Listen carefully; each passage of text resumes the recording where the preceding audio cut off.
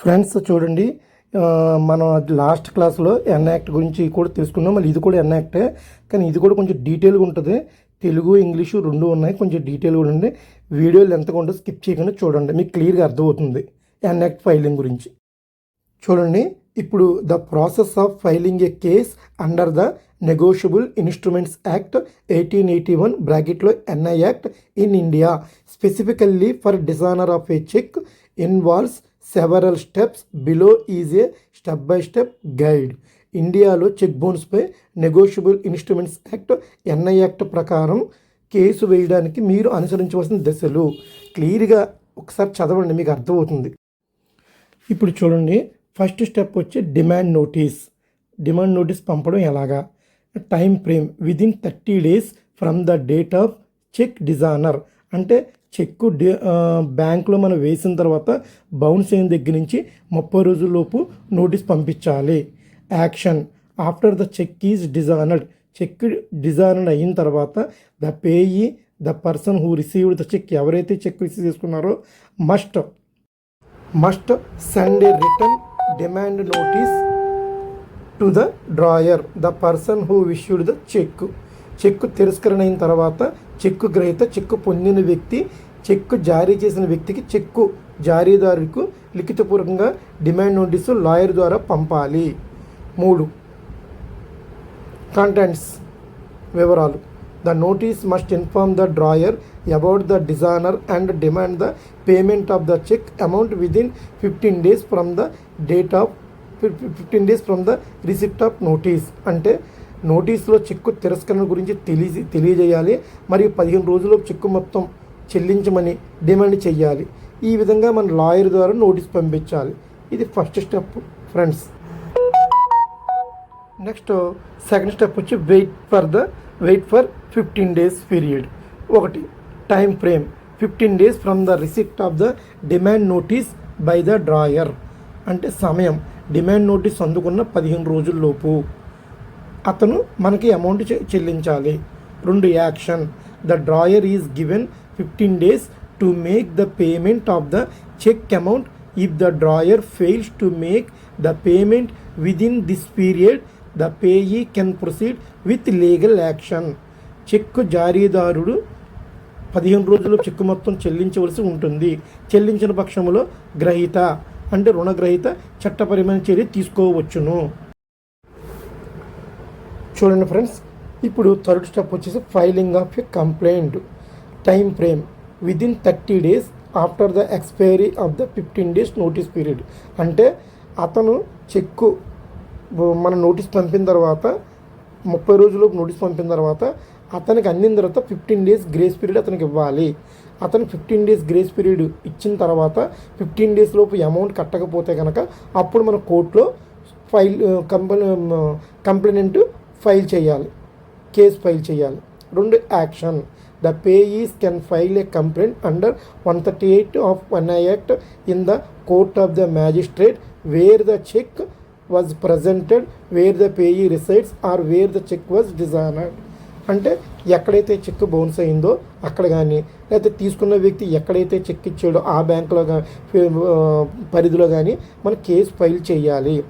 దీనికి డాక్యుమెంట్స్ ఏమేమి కావాలి? 1. ఒరిజినల్ డిజానర్ చెక్కు, బౌన్స్ అయిన చెక్కు. 2. బ్యాంక్ వాళ్ళు మనకి ఇచ్చిన cheque return memo. 3. Copy of demand notice, మనం లీగల్ లాయర్ దగ్గర పంపిన లీగల్ నోటీసు.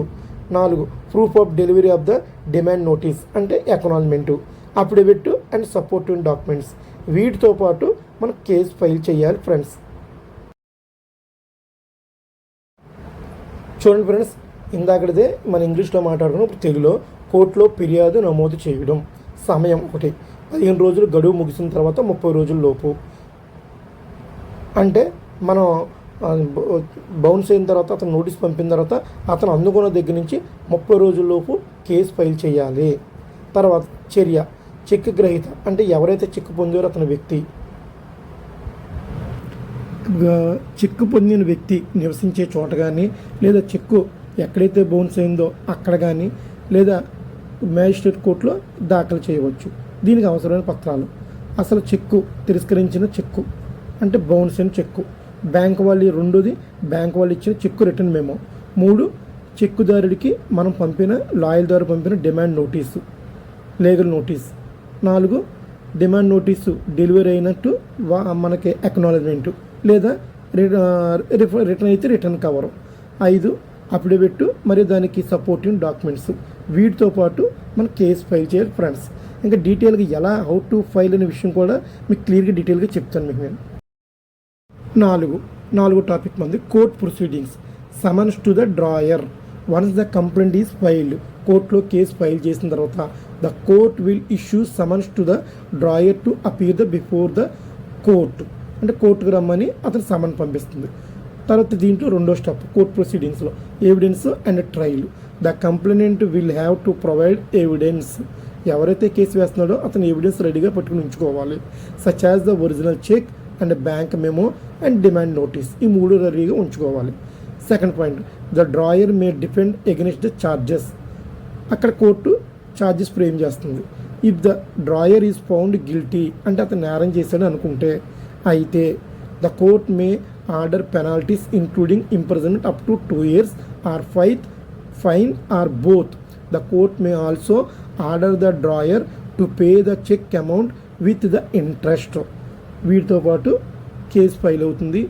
అతను ఇవన్నీ ఫైను కాంపన్సేషను అన్నీ కూడా కట్ అవుతాయి. ఇందాక చెప్పుకున్న టాపిక్కే ఇప్పుడు తెలుగులో కోర్ట్ ప్రొసీడింగ్స్. చెక్కు జారీదారునికి సమన్లు పంపడం. అంటే ఫిర్యాదు నమోదు చేసిన తర్వాత కోర్టు జారీదారునికి కోర్టుకు హాజరు కావాలని సమన్లు పంపుతుంది. సాక్ష్యం మరియు విచారణ. ఫిర్యాదుదారుడు చెక్కు, బ్యాంక్ మెమో మరియు డిమాండ్ నోటీసు వంటి సాక్ష్యాలను సమర్పించాలి కోర్టు వారికి. 2 చెక్కు జారీదారు తనకు వచ్చిన ఆరోపణలపై సమర్థించడం జరగవచ్చు. కోర్టు వారు ముందు చెప్పడం జరుగుతుంది. చెక్కు జారీదారు దోషిగా తేలినప్పుడు కోర్టు జైలు శిక్ష 2 సంవత్సరాల వరకు లేదా జరిమానా లేదా 2ను విధించవచ్చు. కోర్టు చెక్కు మొత్తం వడ్డీతో పాటు చెల్లించమని కూడా ఆదేశించే అవకాశాలు ఉన్నాయి. దీనిలో లాస్ట్ టాపిక్ వచ్చేసి అప్పీల్. ఇఫ్ అవసరమైతే, if necessary. Action. If either party is not satisfied with the judgment they may appeal to higher court within the prescribed period, usually within 30 days from the date of the judgment. అంటే court ఇచ్చిన తీర్పు కనుక అతను నచ్చకపోతే కనుక అతను అప్పీల్కి వెళ్ళవచ్చు. అంటే జిల్లా కోర్టుకి అప్పీల్కి వెళ్ళవచ్చు. జిల్లా కోర్టుకి అప్పీల్ వెళ్ళడానికి 30 days టైం ఇస్తారు కోర్టు వారు, లోయర్ కోర్టు వారు.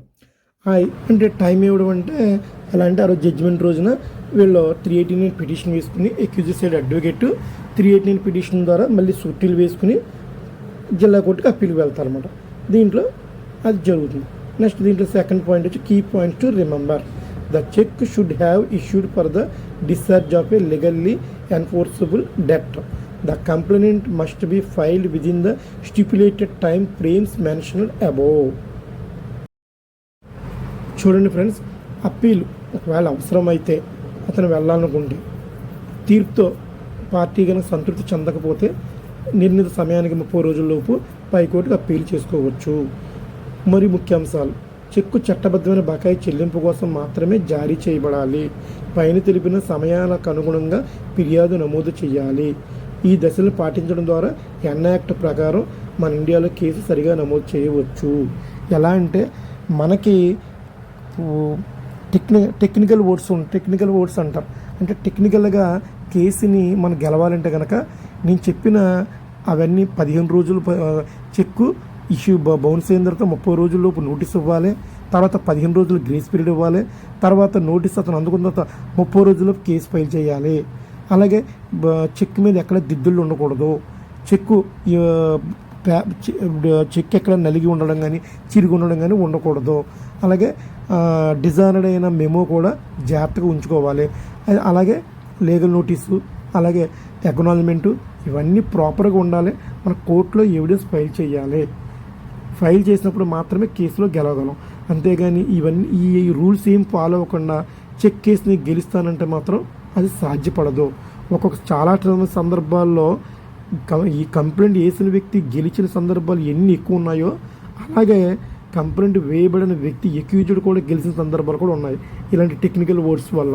అందుకే జాగ్రత్తగా ఆ టెక్నికల్ ప్రాబ్లమ్స్ లేకుండా చూసుకోండి. అలాగే మీకు ఇంకొక విషయం ఏంటంటే ఫ్రెండ్స్, నేను ఆల్రెడీ 2 వీడియోస్ అప్లోడ్ చేశాను. మీకు నచ్చితే లైక్ చేయండి. నేను మీ చాలామంది నాకు కామెంట్ రూపంలో తెలియజేయండి. నెక్స్ట్ 2 అవర్స్ క్లాస్ ఉంటుంది. అసలు చెక్కు మన దగ్గర వచ్చింది, చెక్ వచ్చిన దగ్గర నుంచి ఈ చెప్పిన స్టెప్స్ అన్నీ కూడా మీకు ప్రాక్టికల్గా, అలాగే కోర్టులో ఎలా ఫైల్ చేయాలి, అసలు డాక్యుమెంట్ ఏంటి, అలాగే అడ్వకేట్ క్లర్క్ వర్క్ ఎలా చేస్తారో, అసలు బెంచ్ మీదకి ఎలా వెళ్తుంది, ఏమేమి ఎర్రర్స్తో రిటర్న్ అవుతుంది, మనకి నెంబర్ అయ్యే వరకు కూడా మీకు A to Z స్టెప్స్ అన్నీ కూడా చాలా డీటెయిల్గా చెప్తాను. అది వీడియో చాలా లెంతీ ఉంటుంది. 1 అవర్ నుంచి 1.5 అవర్ 2 అవర్స్ కూడా ఉండొచ్చు. మీకు ఎవరికైనా కనుక మీరు నాకు కామెంట్ రూపంలో తెలియజేస్తే నేను ఆ లాంగ్ వీడియో మీకు పెడతాను. దాని ద్వారా ఒక కేసు కనుక మీరు అసలు ఎలా ఫైల్ చేయాలో తెలుసుకుంటే, చెక్ కేసుని, అలా ప్రోనోట్ కేసు, అలా ఇంకా MC, ఇంకా అన్ని కేసుల్ని అసలు ఎలా ఫైల్ చేయాలి, ఫైలింగ్ ప్రాసెస్ ఏంటి, ఏం డాక్యుమెంట్స్ కావాలి, అసలు ఎలా ఆర్డర్ ఎలా పెట్టాలి 1 by 1, దేనికి స్టాంపులు అంటే ఎలా అతికించాలి, ఇవన్నీ డీటెయిల్గా చెప్తాను. మీరు నచ్చితే కనుక ఈ వీడియో లైక్ చేయండి. నాకు కామెంట్లో మీకు ఆ వీడియో కావాలని, ఫైలింగ్ ప్రాసెస్ అంటే NI act complete filing procedure కావాలంటే కనుక నాకు కామెంట్ రూపంలో తెలియజేయండి friends. Thanks for watching my channel. Please support, subscribe, like and share friends. Thank you friends.